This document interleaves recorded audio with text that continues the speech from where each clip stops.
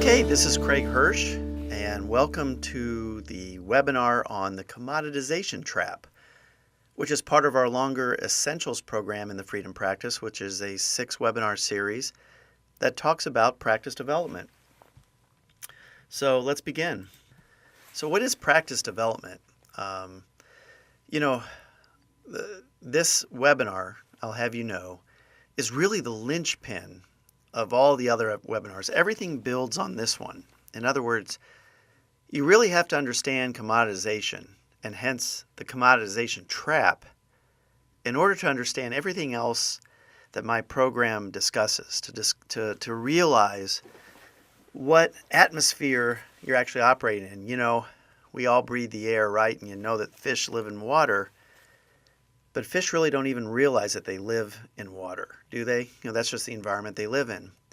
So we're going to talk about the environment that we live in as estate planning attorneys and what we must overcome in order to exponentially grow our practices.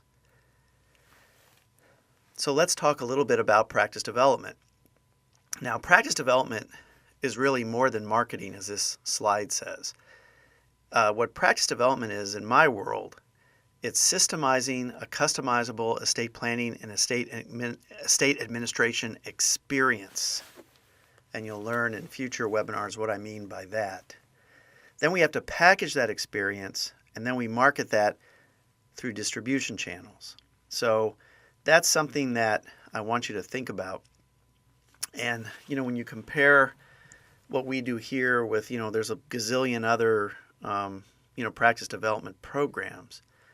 But I would say that most of those programs fall short. When you're finished with this series of webinars, you'll have a better understanding of why I say that. Now, you may say, well, I'm doing just fine. My practice is done just fine.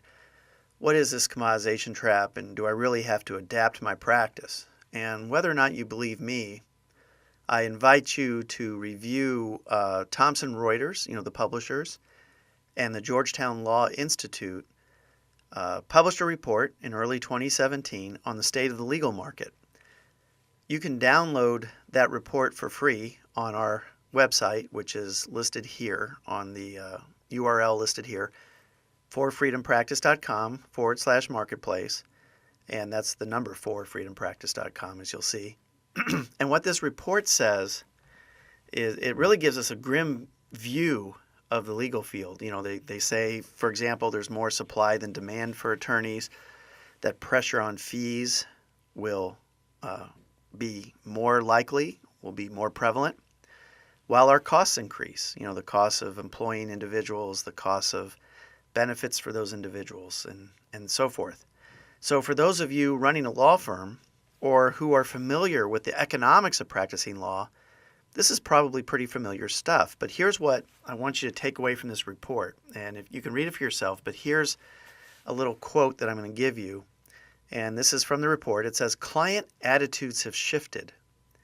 It's a buyer's market for legal services now, and that will continue. Those firms that are most adaptable to the new client demands and expectations will survive even in a difficult market." Now, I want you to know that by adaptable, the report specifically states that it's not necessarily the strongest, the largest, or the smartest legal practices. Rather, it's those that are the most adaptable and those that provide client value. And that's going to be a big theme of my webinars here, client value. So, we all know that competitive forces are greater than ever. And you may be operating in a solo firm, you might be in a boutique estate planning practice, you might even be in a larger firm, but we all compete with one another. So across the street might be another boutique estate planning practice. There's always the regional and national firms that move in. I happen to practice in Southwest Florida, which is a retiree haven, and there's a lot of regional and national firms that come into our market because they don't want to lose their clients as they move from Ohio, or they move from New York, they move from Illinois and Michigan. When they move from all these different places, the regional national firms don't want to lose these people as clients, so they open up branch offices here in Southwest Florida, and consequently, we have to compete with them. And then there's always online document preparation. That's becoming better and better as artificial intelligence increases. So, how do you differentiate yourself? How do you distinguish yourself? And you might say, well, a lot of my clients come from my good referral sources. Well, when there's so many choices available to the client, how will they differentiate your services? And even when you are referred, your referral source might have provided 2 or 3 names, right? So, how are you going to stand out in that client's eye? So when we're thinking about this and we're distinguishing our practice from the competition, what many of us do is we rely on our personality, who we are, our credentials. And, that's well and good, and that will earn you a good living. But remember that it puts a limit on your practice, doesn't it? Because there's only so many hours in the day. There's only so much time that you can actually bill. And you want to think about what other ways you might distinguish your practice and differentiate yourself from the competition. In this slide, I'm making fun of an ad that, I'm kind of going overboard with the ad, but you've seen these ads. Dewey, Cheatham, and Howe, they have a combined 220 years of legal experience, and there's pictures of lawyers dressed in suits. And, you wonder, do these advertisements break through this commoditization trap? And all I would say is this type of an ad is like 1985. I mean, it's the same stuff that people have been saying time and time again. You can look at any legal advertisement, you see lawyers in suits talking about their experience. So don't fall victim to this practice. Also notice that an ad like this is all about you. It's not about the client. We'll talk about that in this webinar and in some following webinars, how when you market, you're going to be talking and you need systems in your practice that speak to your client and your client's needs, not necessarily about you.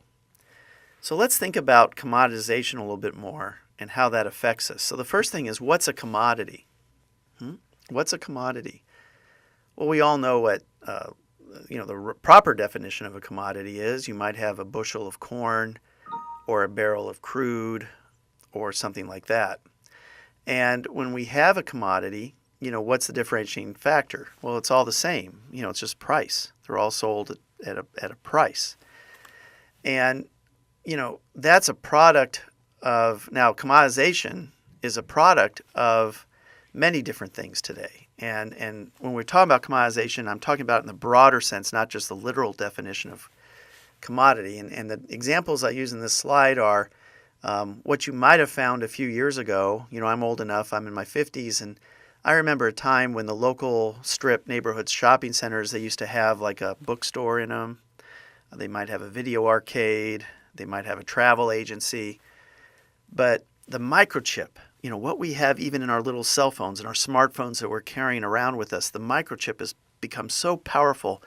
Moore's Law, the doubling of the capabilities and the power of a microchip, which is happening almost every 2 years. The microchip powers are doubling there.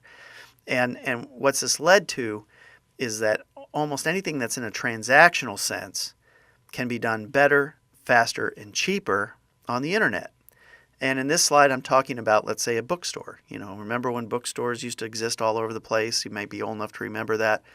They were eventually replaced by Borders and Barnes & Noble, the big box bookstores. But even those bookstores are now having trouble competing with the online retailers such as Amazon, right? Blockbuster used to be Blockbuster Video in almost every neighborhood shopping center. And those have been replaced by something better, faster, cheaper, more convenient in the form of Netflix, in the form of Xfinity, in the form of Hulu. And then what happened to travel agencies? None of us use travel agencies anymore for the most part. What do? We go online. We book our tickets from the airlines. We book our hotel rooms. We book our rental cars, all online, better, faster, cheaper, more convenient.